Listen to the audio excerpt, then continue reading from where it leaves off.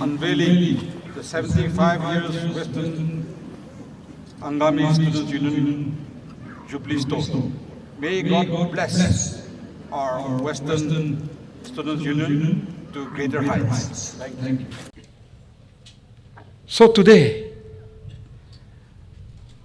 we must thank God, put God first in everything in order to achieve greater heights and lead the Nagas. My dear students,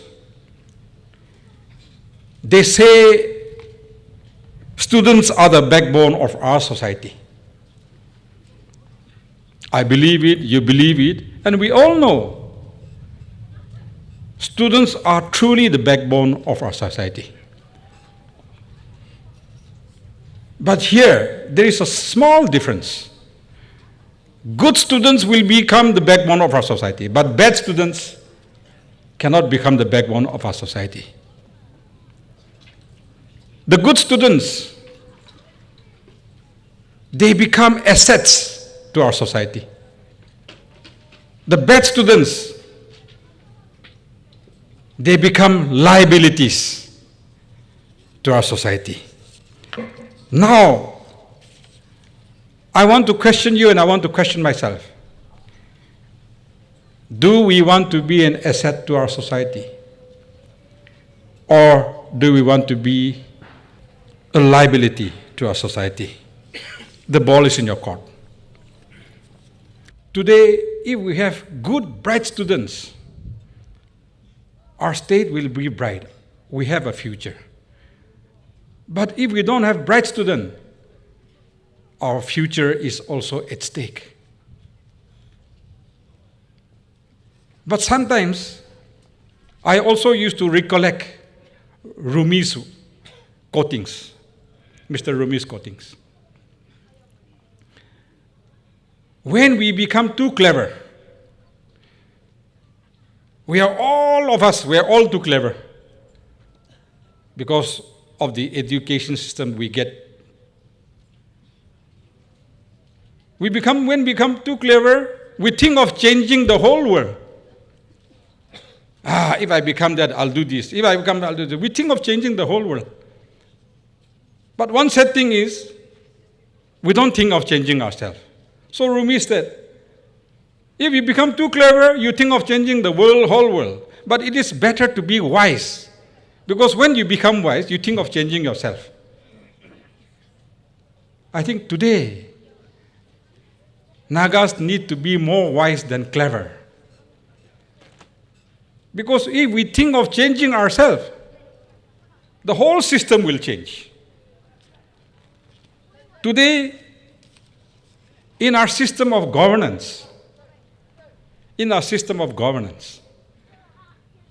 corruption cannot be wiped out at any cost. No matter what you say, no matter a new politician comes and say, the moment I'm elected, I will wipe out corruption. Those who say that those are white lies. Don't believe that.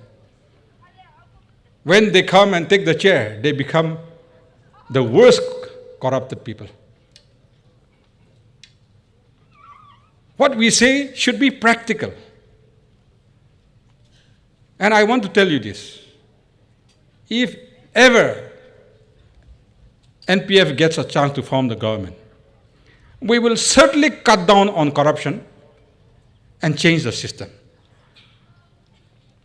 How do we cut down on corruption? Cutting down on corruption is revamping the governing systems, bringing transformation in the system of governance. Because the system is corrupted. The guy in the chair may not want to be so corrupted, but when the system itself is corrupted, he toes the line and he falls into the trap. So when you change the system, when the person comes and wants to do corruption, he'll fall into the system and he will cut down on corruption. Today, the need of the hour for our Nagas is God-fearing leaders.